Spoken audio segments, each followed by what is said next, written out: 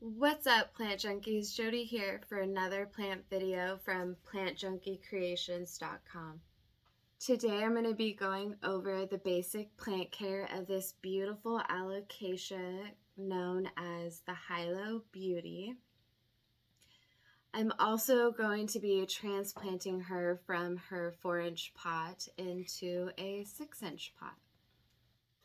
I would consider the Hilo Beauty Alocasia, as far as plant care goes, in the medium level. She is featured with large leaves with this camouflage appearance with dark green and pale mint splashes. This plant, along with all elephant ears, are really prone to spider mites. I have a video in my feed and a link up here. If you guys are interested, you can make your own natural pesticide to keep those pests at bay. The light requirement for this plant will tolerate shady to bright and direct light and does best in that filtered medium indirect light. I currently have this plant under an LED light above it, also with other alocasias and calocasias above it, so it's getting that filtered medium indirect light. The water requirement for this plant in this 4-inch pot, I will water on a 7 to 10 day cycle. This plant likes to stay moist but not soggy, so you need that well-draining mix. A rule that I follow is I will water this plant when I notice that the surface of the top soil has dried. So what I'll do is I'll use my finger, and at the first knuckle, if I feel moisture at the tip of my finger, I won't water. Since I'm transplanting this plant into a 6-inch, the pot is larger and has more soil, I'm probably going to bump the watering schedule on a 10 to 14 day cycle. I forgot to mention that this plant likes humidity. It just keeps those leaves hydrated. If you have an area that is more humid, I would place that plant next to that. The soil requirement for this plant likes a medium, well-draining mix. This plant likes to stay moist, but it doesn't like to stay soggy. So when I make my batch of soil, I add Fox Farm Happy Frog soil, more of that, with some cocoa coir, coconut husk, perlite, and charcoal.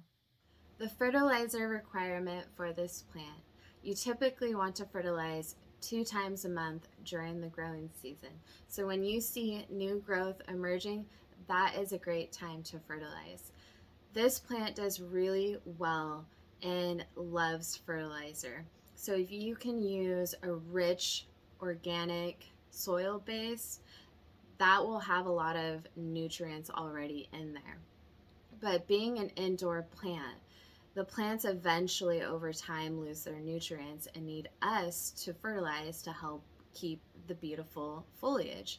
So what I'll use is I combine Gringo Rasta Rise Up with Super Thrive, and then every other month I'll rotate between Neptune's Harvest, which is a hydrolyzed seaweed fish fertilizer. And sometimes when I'm repotting or when I feel like the leaves are just looking pale in color, I'll mix in some worm casting into the soil, or I'll mix it in a gallon of water and shake it up and then water my plant with that. Do you want to get transplanted? Do you?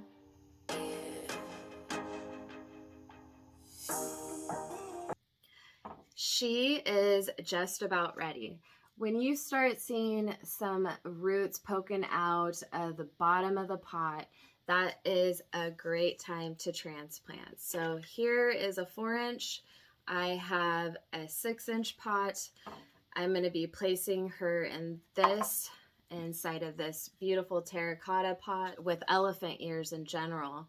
When you see a new leaf emerging, you'll typically have another leaf going out at the same time. I'm going to be cutting this off right now at the base here.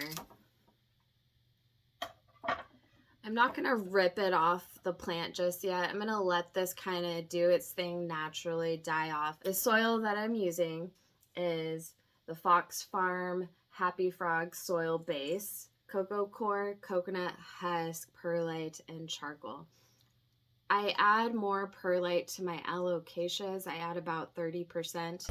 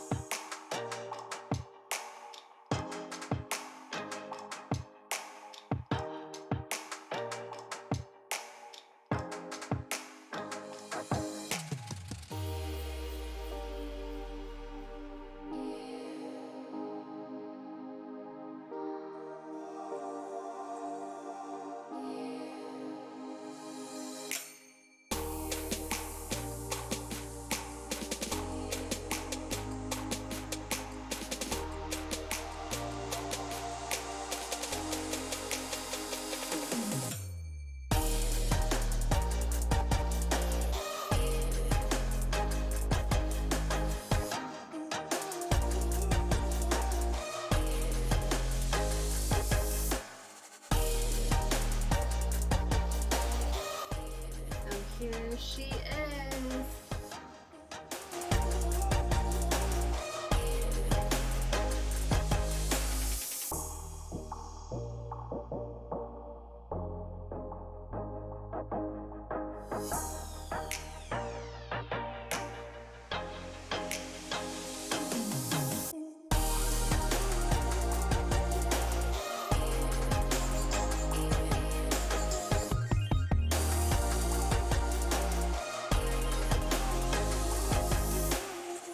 If you enjoyed the content of this video, hit that like button.